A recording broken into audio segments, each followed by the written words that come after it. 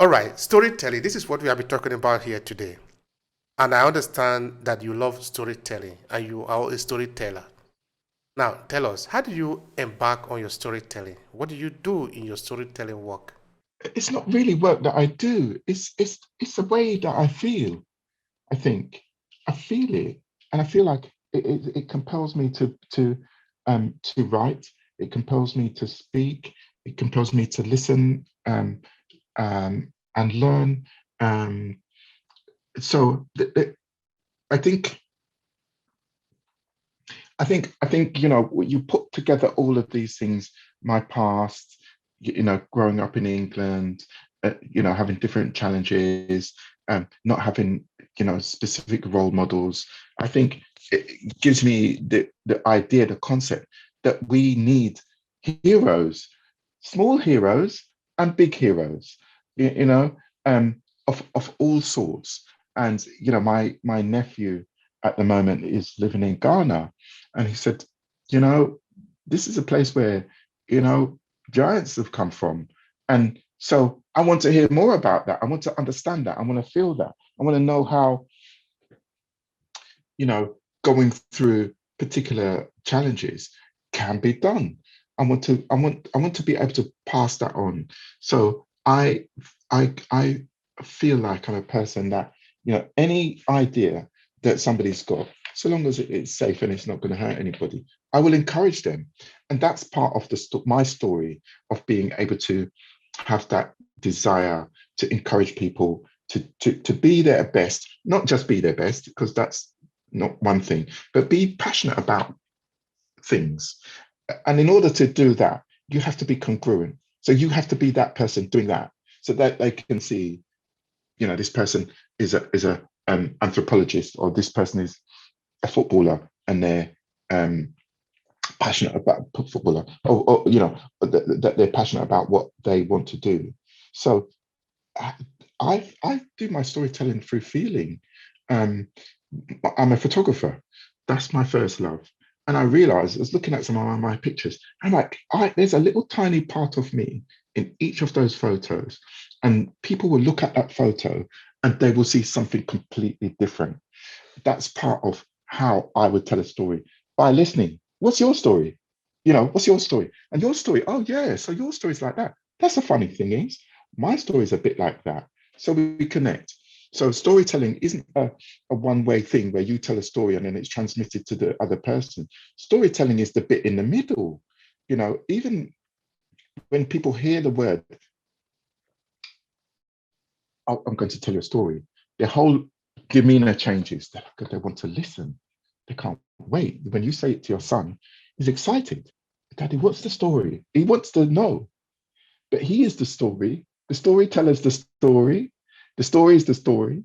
And the person receiving the story is the story, because they're looking at that story. Oh my God, he was in the forest. I wonder what I would do if I was in the forest and there was I could hear a sound and it was dark. It's about you. The story is about you.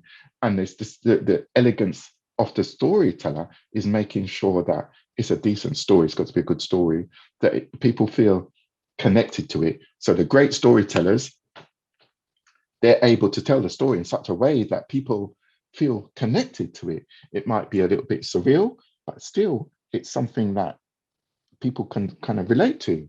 So if you ask me that, that's what I would say. It's like, that's how I would tell a story. I'd feel it. That's great.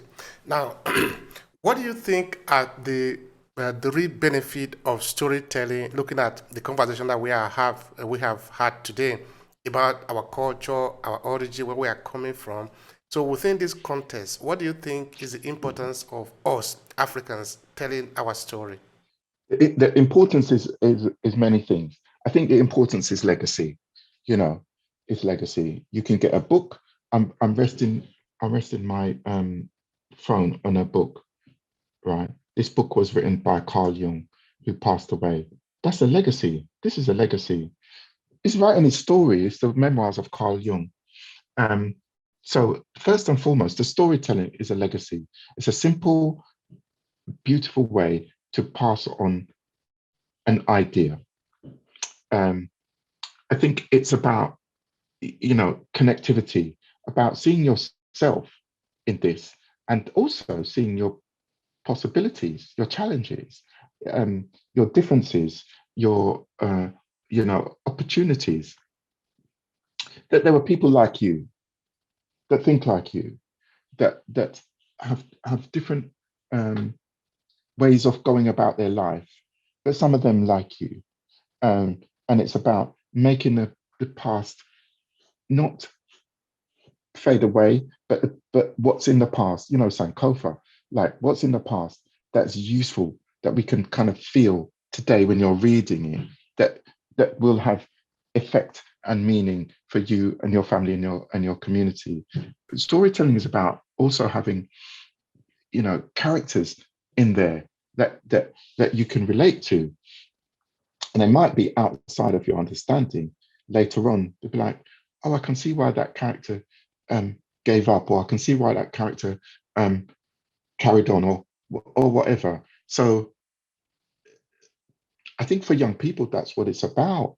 I was doing some work just last year, and this girl I met, young person girl, said that she was going for a job. I said, why are you going for this job? Oh, because I have to, blah, blah, blah. I got talking to her, and that was not her passion, that job. So I said, what is it that you're passionate about? And she said, animation. I said, oh, interesting. Not that I should be surprised. She was a black girl. Not that I should be surprised that she's doing animation. And I said, oh, what is it? The story that you're telling, what is it about? She said, it's about a girl on a ship, and the ship is traveling from the West Indies to England.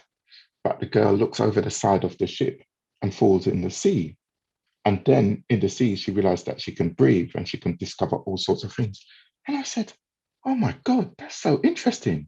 You have to keep writing the book, because when we talk about Windrush, Windrush, they don't talk about the sea. It's just this boat. The boat came to England. Boom. There were so many things that happened in between that. People got on a boat. How did they feel when they got on the boat? They had children. Did the children play? What clothes did they wear? What games did they play? What was they doing when they were looking at the water? What was their dreams? What were their fears? And all of this. And this girl wrote this book. And I said, it wasn't a book, it's an animation. And I said to her, you have to continue. So that's the importance of the story, that we see ourselves, and some of the ideas are creative, and which are things that aren't going to happen, then it is fun. And some of the things can give us this idea of the fullness of who we are, who we were, what we are, and what we can do. And I think those elements are there's like just a few dots, but they're not joined up as a line. So storytelling helps to create that smooth line between going forward to how I would tell these stories to my grandchildren, and how you would tell the stories to your son.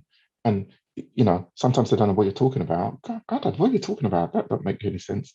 And it's not until later and later that I think, okay, And there's the other thing about the story, Obia, is that it's a code. There's a code in a story, and the code is, this is about you. This is about how you could live. This is about um, morals. This is about ethics and principles. This is about our unity and our strength. That's powerful. That's interesting. All right. You talked also about financial literacy and teaching a program that you have. Do you want to say anything about that? Yeah. So I don't teach that program anymore, but I'm very passionate about it. So I think what I used to do is, we used to do the program in a practical way, but also psychological way. So just, I mean, before the talk, I was thinking, well, what am I going to talk about money? And I think what I wanted to say is that money isn't power. Money is not power. Money is just money. It's just a piece of paper or digital or whatever. I think that we need money to make sure that we can feed our children, feed ourselves, and put fuel in our vehicles or put the light on. But it's not power. And I think what I realize is communication is power. That's what power is. And if there's something, what I used to do is get people to write down, what do you spend money on every day, every week? Where does your money go to? What are you, what are you, how do you budget? How do you plan? How do you work together with your family? How do you teach your children about money? And what does money mean to you? And kind of that kind of so eliciting the feeling that what money means to you. What does it mean to you? One, and what do you do with it? And how do you teach your children to be good money managers? Because whether they're living on their own or they're living with a partner, money's going to come into it somewhere, somehow. So it's being honest with what you're going to do with it, how you're going to spend it, how you can invest it, how you're going to save it, how you're going to plan so that you don't go into debt. And because when that thing happens, that you can communicate about it. So the program was dynamic in the sense of looking at, what does it mean today? How do you get out of debt? How do you plan? How do you budget? How do you invest? And how do you feel? Because the feeling impacts what you do. If you feel like, oh my God, I've worked hard all month, I'm gonna go and drink, or at the end of the week, I'm gonna drink or smoke weed or whatever because I've worked so hard, and then the next thing you know, you haven't got any money, and then that's going to create another feeling, and then you're going to get dependent on that, and so on and so forth. So that's how I used to teach it.